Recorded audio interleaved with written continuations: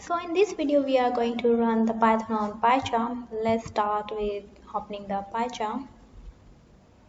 And first you have to create a project. Okay, so I have already opened a project, so first we have to close this.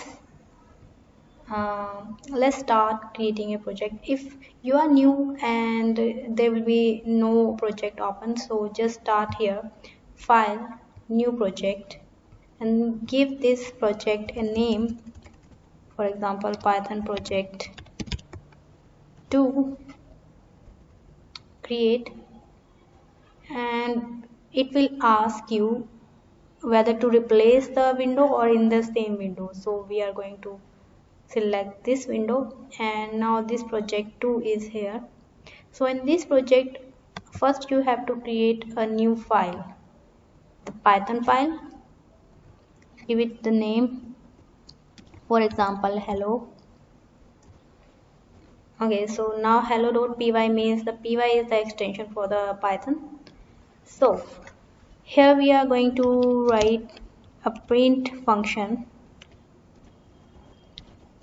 hello world, and now we have to run it. So run and press this one, run. So it will ask you run what, hello, and this is the output, hello world. Okay, so now we are going to create one more file just for your comfort. You have to create file on this project, right? So right click on here and Python file, then give it name variable, enter.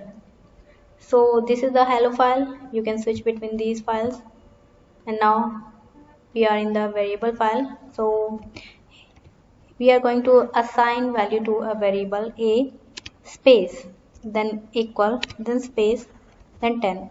Now you have declared it, assigned it. You need not to add any semicolon here.